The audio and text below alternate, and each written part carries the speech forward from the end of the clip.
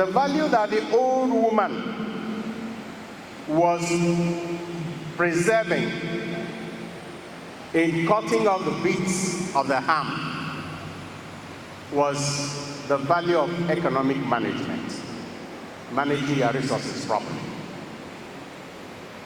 And you have to ask yourself, with the pot I have now, or maybe even with the size of the piece of meat now, do I still need to cut the ends in order to show that I appreciate the value of managing my resources well?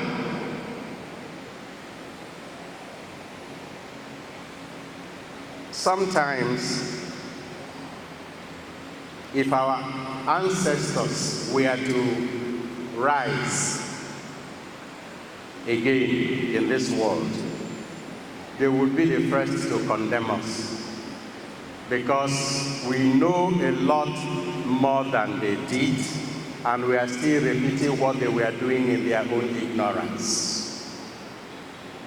With all the advantage of the growth, especially in scientific knowledge and in the social dynamism of contacts, we are still repeating what they did because they had no other group of people to learn from.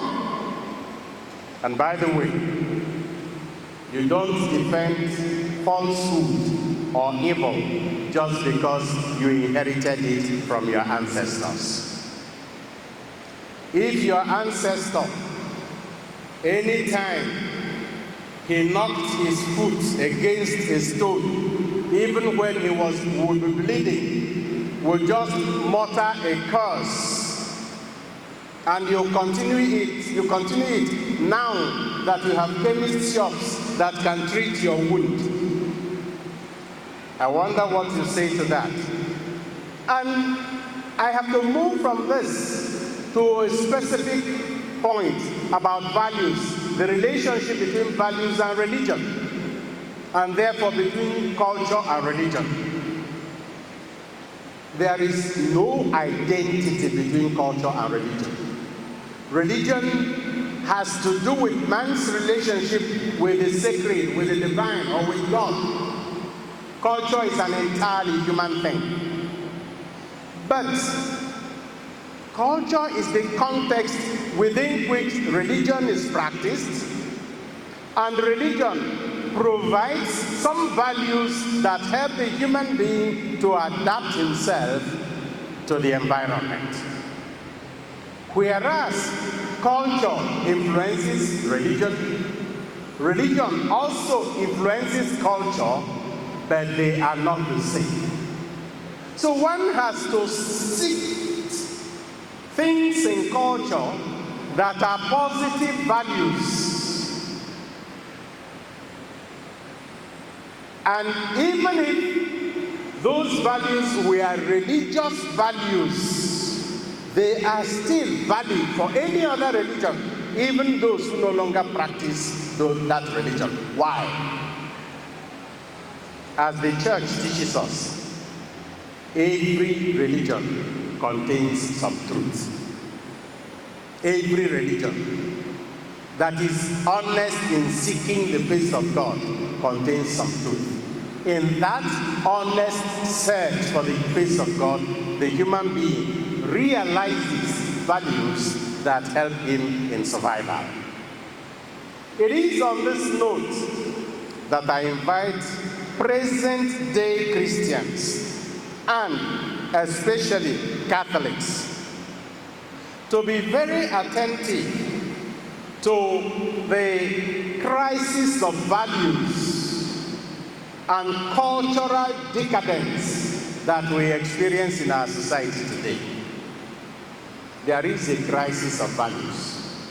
And the gospel of Christ presents values based on life. Remember, I have come that they may have life and have it in full. Every other thing, Lord, I have given them life, eternal life, and the eternal life is that they know him whom you sent. Every other thing is at the service of that life in full. For God so loved the world that he sent his only Son, so that those who believe in him may not perish, but may have eternal life. The values in our society today, how much do they promote life? And how much do they lead to eternal life? And the crisis we have in our values that have caused cultural degradation. What could be our response as Christians and as Catholics to that?